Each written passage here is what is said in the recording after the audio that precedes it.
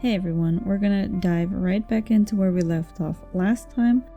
We had just finished making the cloth-bound hard covers for the trilogy, and today we're going to design the cover art. We're gonna start off by finding a font that resembles the titles of the Lord of the Rings that were used in the films. For this, I like to go to dafont.com, and here you can see I found one called Ring, which I then proceeded to install on my computer, and after that it should be available in every program. I then decided to create some artwork for the back covers of each book, and for the Fellowship I decided to start where our adventure begins, which is at Bilbo's doorstep. So I made this simple sketch of Bag End. While I'm designing cover art, I have to keep in mind that I'm cutting everything out in vinyl. Now, I like to use a vinyl cutting machine. I have a Cricut Maker 3. Now, it generally works quite well, but sometimes when I cut heat transfer vinyl, it doesn't cut the very intricate designs to my liking. So I have to keep that in mind, and I need to trace the drawings that I make with a thicker paintbrush. And while I do this, I already envision which parts of the drawing will become negative space. Once I was happy with the drawing, I uploaded it into Cricut Design Space, and here I began assembling the covers. I start out by taking 3 rectangles, which I then make the size of the hard covers. So I take the measurements that we took last time plus 1 millimeter in every direction, because once they're covered in cloth, the covers are a little bit bigger. I start by designing the spine. If you can recall, last time we made some elevations out of cardstock on the spine, and now I'm creating these gold bands which will go exactly over those, so they need to be the same size. And I use these lines on the side of the rectangle to keep the distances that we had measured last time. So I apply the length of the distance to the line and just line my bands up with that. I decided to use J.R.R. Tolkien's monogram symbol, which he created, instead of having his entire name spelled out, because I just thought it fit my design better and it would be easier to weed later on. I decided to frame the front and back cover with the same gold bands, and for that I aligned them with the outermost spine bands to give it a more uniform look. Next, I take the Ring font that we installed previously, and then I just play around with the spacing and the size of the words that I want to use. For the spine, I decided to add an image of the One Ring, and this is just an image that I found online that I thought would be compatible with the Cricut. I felt that the front and back covers were looking a little bare, so I decided to add the inscription of the One Ring. And originally I had wanted to put half of the text on the top and half in the bottom, but it didn't fit the dimensions so well. But when I aligned both of these parts with each other, they fit over the entire width of the cover, so I went with that. So on each cover I had the entire inscription twice.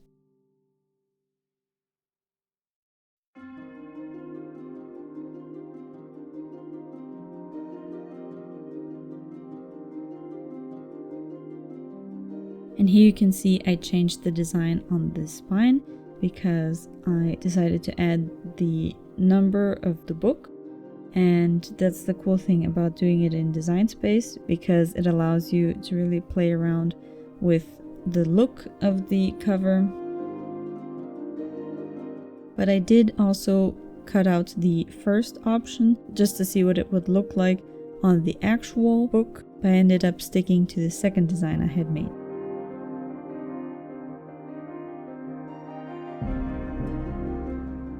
Now, I'm cutting these designs out on heat transfer vinyl, which is applied to cloth using an iron.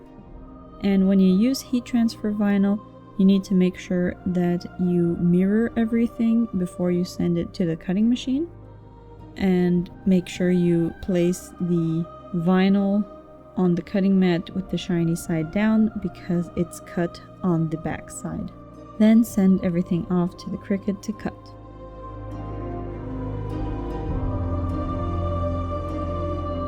For the artwork for the two towers, I decided to make a sketch of Barad-dûr with Mount Doom in the background.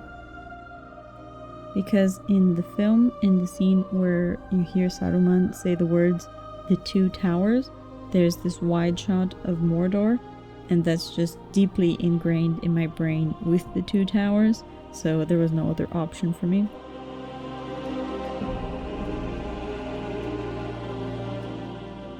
Upload the artwork into Design Space. I constructed the design for the second book based off of the first one, so keeping the framing of the gold bands and matching the placement of the words. Just make sure to swap out the titles, and don't forget, if you're numbering the books like I did, to swap out the words first for second. Now, it took me a while to decide on the design for the third book, but I think when it comes down to it, the symbol for the returning of the king is the reforged sword Andúril, so that's what I went with. And at this point, I want to thank the wonderful nerds online who take great shots of their props, so I could really just copy the rune inscription directly off of their props onto my design. Heading back to Design Space and swapping out the titles, the artwork, and the word second for the word third.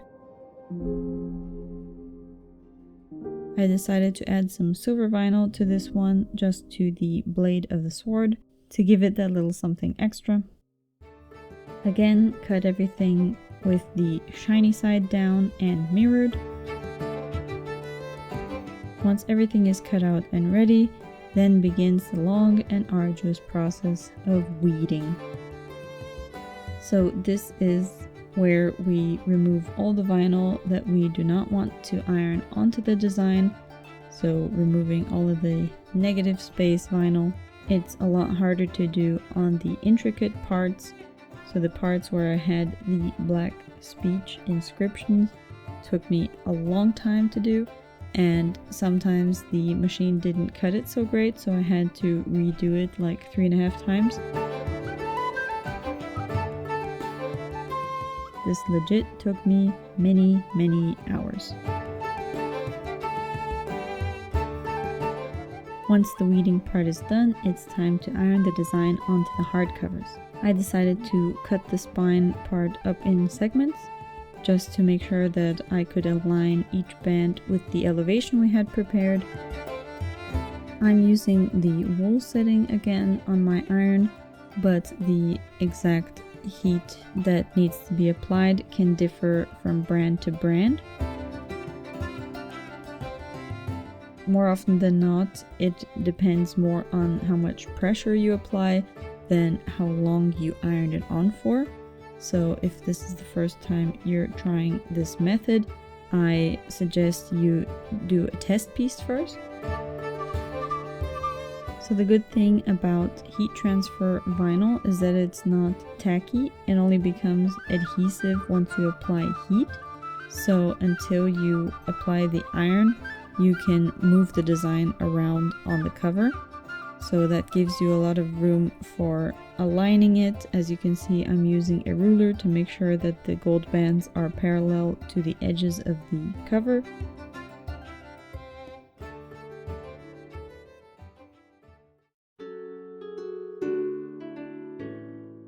Make sure to lay down a layer of baking paper between the vinyl plastic and the iron.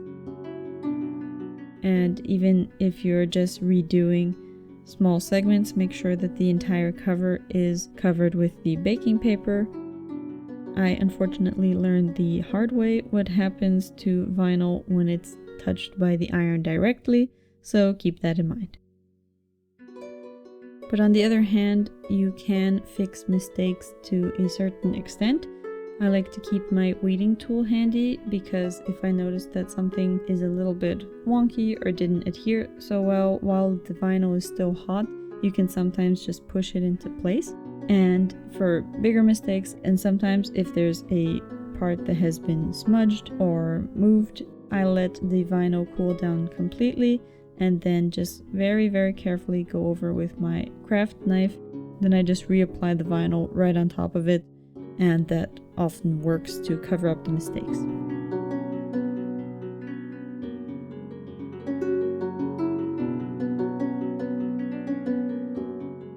Now I think all 3 books turn out really nice in the end, but there's just something about that gold on the royal blue that just makes it pop.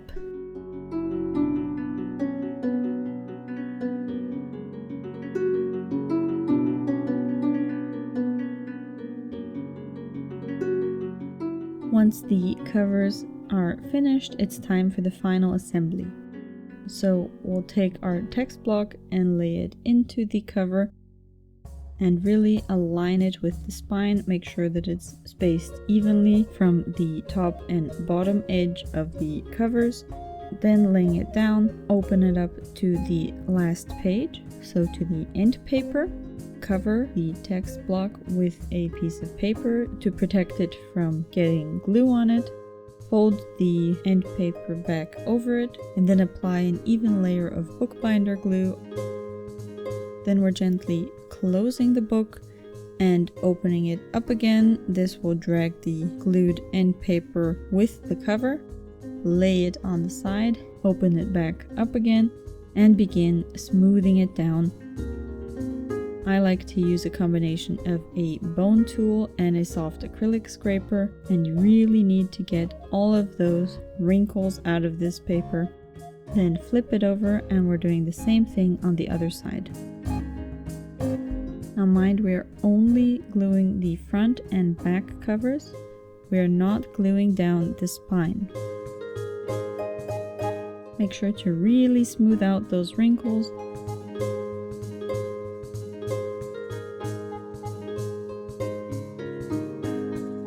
And once everything is glued, lay the finished book in a book press with a nice even pressure and leave it to dry for 12 to 24 hours. Make sure to have the correct text blocks per cover. You don't want to be gluing in the wrong one. Again, do not glue down the spines. We're just gluing the end papers to the covers, and this is the only thing that is holding the text block to the covers, so make sure to use a good amount of glue and really take your time making sure that every part is touching.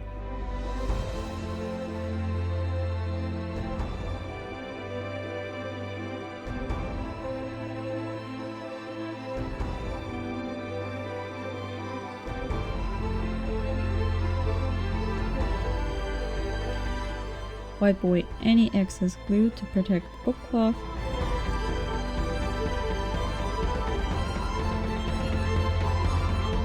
Let the glued book dry in a book press for 12 to 24 hours.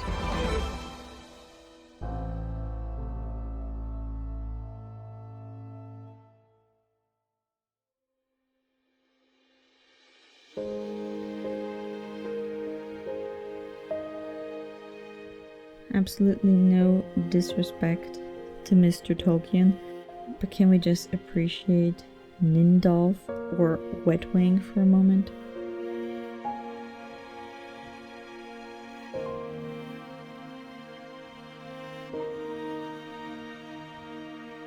And that's it. Once the books have dried completely in the book press, they are ready to be read, gifted, or admired in your bookshelf for many years to come. And now we can sit back and enjoy these glamour shots.